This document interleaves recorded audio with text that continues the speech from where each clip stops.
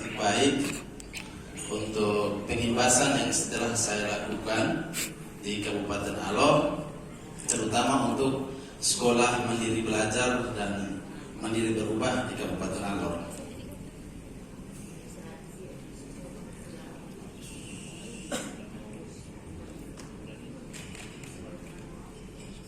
Oke, baik, profil saya Muallim Haji Abdul Syukur.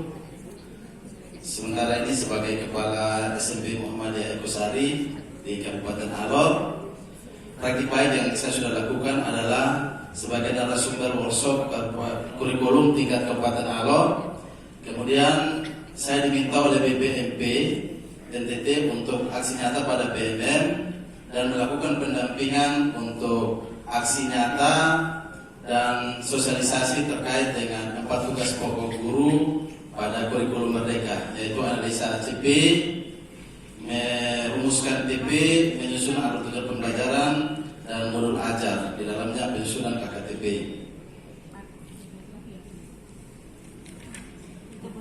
Baik, SMP Muhammadiyah Ekosari merupakan sekolah swasta di bawah Yayasan Perserikatan Muhammadiyah. Sekolah ini berdiri tahun 1974 dan terletak 13 km dari pusat Kabupaten Kota Kalabahit ke arah barat.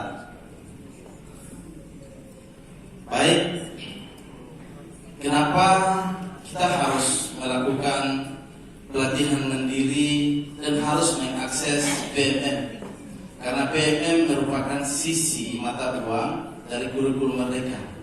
Kita tahu kurikulum merdeka hadir karena COVID, anggarannya terbatas, kurangnya sosialisasi bagaimana sekolah mandiri belajar, mandiri berubah yang tidak diintervensi. Seperti kita sekolah penggerak mendapatkan sosialisasi terkait dengan penerapan kurikulum merdeka. Sehingga dipandang perlu PMM itu dijadikan teman, dijadikan referensi untuk kita mengenal dan mengimplementasikan kurikulum merdeka. Nah, dalam kesiapan IKM, hal yang penting adalah kesiapan kepala sekolah. Dari beberapa pengibasan yang saya lakukan, saya temui hal miris adalah kepala sekolah tidak tahu akun ID belajarnya. Dan itu kurang lebih sebagian besar ada di Kabupaten Alor. Bukan saya menurunkan, tetapi ini fenomena yang saya temukan. Yang kedua, kesiapan guru. Guru pada prinsipnya ingin terbuka terhadap tantangan perubahan itu. Tetapi manajer kepala sekolah menjadi penentu dan motivator untuk dia bisa melangkah. Yang ketiga, kesiapan dokumen. Kesiapan dokumen ini menjadi penting.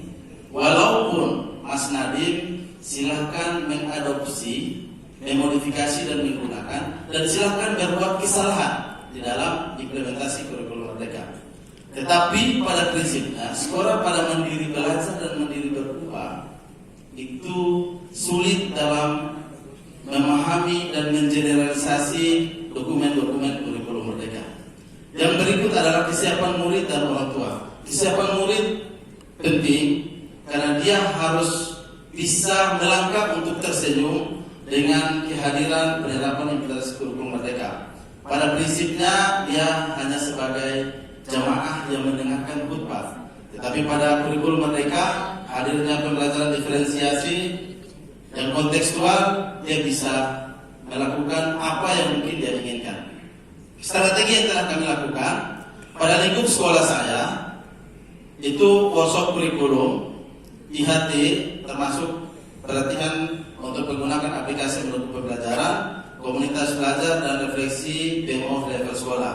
Pengibasan yang saya sudah lakukan itu workshop sebagai narasumber, pelatihan aksi nyata PMM itu difasilitasi oleh BPMP NTT, IHT terkait dengan CP dan analisa rapor mutu.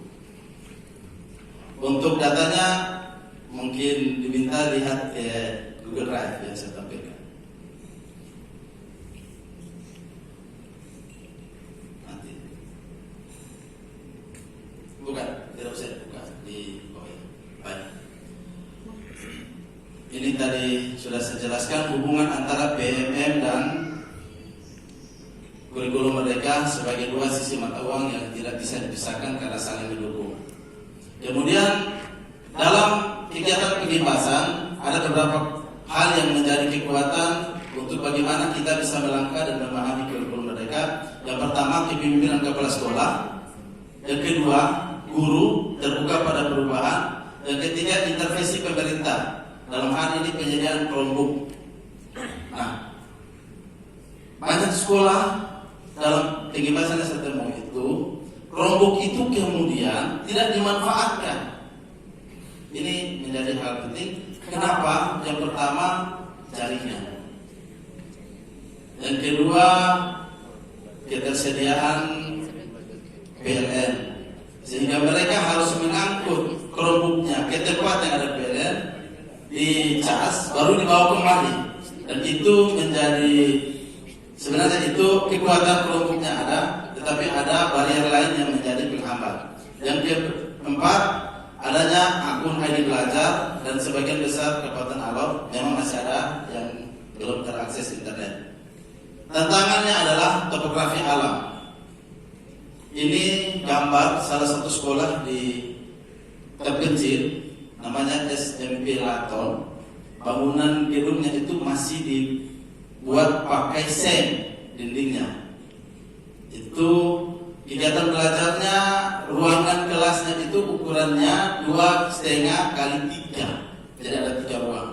Nah, di sini menjadi tantangan karena bagaimana kita bisa hidup, kita bisa mengeluarkan inspirasi pada keadaan-keadaan. Tapi itu tidak menjadi hambatan untuk kami melangkah. Waktunya 1 menit lagi, Pak. Baik. Yang terakhir adalah budaya negatif. Kita tidak mengakui kelebihan orang dan memanfaatkan itu. Itu menjadi tantangan. Kondisi saat ini sebagai hasil refleksi, guru dan kepala sekolah secara mental belum siap IKN. Tindakan bullying masih tinggi, perencanaan berbasis data belum maksimal, hasil supervisi modul ajar belum mengarah pada pembelajaran diferensiasi, guru beralasan tidak mempunyai waktu untuk kegiatan pada komunitas belajar. Kegiatan P5 sebatas konsep prosedur teks ini masih fatal. Banyak yang menganggap P5 itu prosedur teks. Dan hasil lapangan, rendahnya akses PMM, 60% belum mengakses karena motivasi rendah dan belum paham IT. Data ini saya peroleh setelah 3 kali dari BPMP. Apa yang telah kami lakukan? Tindak lanjutnya pada kegiatan beberapa workshop yang saya sudah tampilkan pada sekolah-sekolah itu. Terima kasih, ini yang dapat saya berikan, saya kembalikan.